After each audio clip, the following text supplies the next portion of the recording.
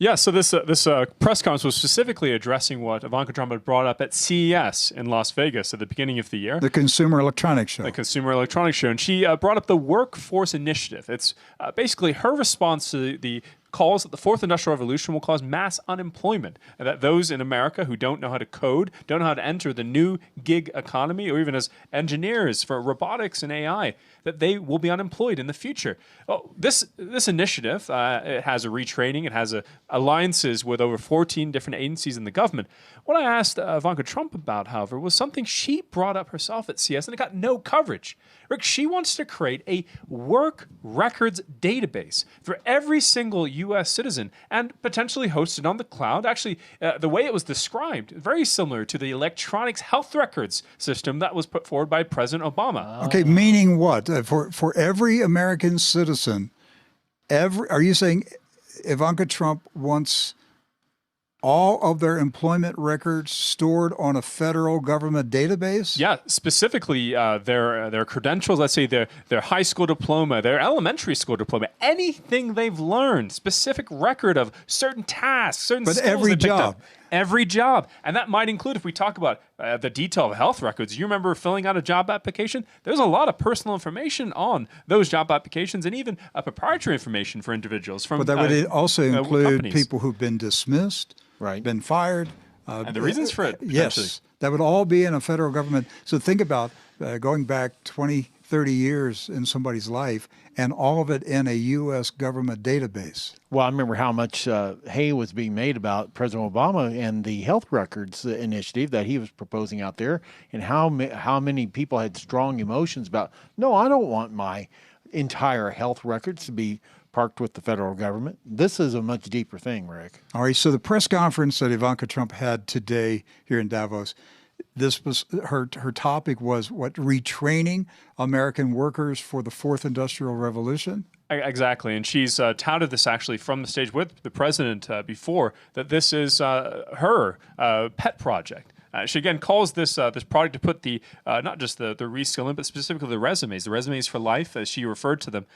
She calls them inoperable learning records, and she wants this to be secured through private industry cooperation, but something to be a pivotal step in this workforce initiative she's launched.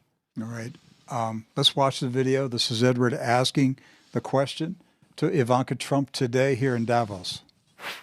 I have a question for Ms. Trump. You mentioned at CES the Interoperable Learning Record.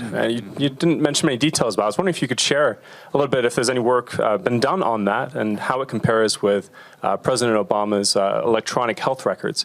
I think fundamentally, whether it's domestically or internationally, we have to think about skills-based learning as opposed to purely credentials. In the United States, and this ties into the question about the interoperable learning records, there are over 700,000 different forms of credentials and badges and, of course, degrees, traditional and otherwise. So how do we piece these together and say, well, this is the credential, but these are the underlying skills? Employers care about the skills. So now we are in a much more nimble time where we can leverage technology. We can harness big data to better match the employer and the vacant job with the qualified applicant who may have otherwise been overlooked. So I think there's enormous potential. You mentioned interoperable learning records, and this administration has continued some really great work on that front to really open up the data and allow the private sector to come in and innovate on top of that.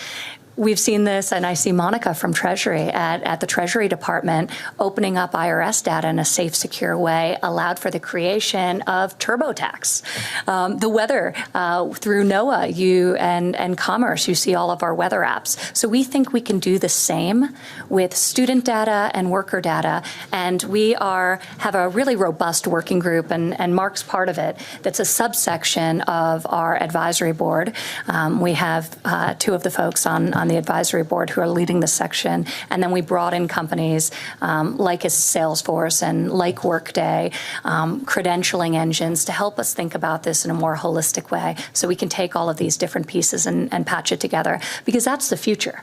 If I have a skill and I'm in a community, even if I have a job, why aren't I being pushed information about job vacancies that match the skill sets that I have? And that's not happening for blue-collar workers in a robust way and in a way that lives up to the potential of what technology today can facilitate. So we've got multiple pilots that we're about to launch, and the private sector is really helping us build this, because building things isn't what we do, but we at the federal government, but we can convene. Hey, you're watching True News. We're reporting from the World Economic Forum in Davos, Switzerland.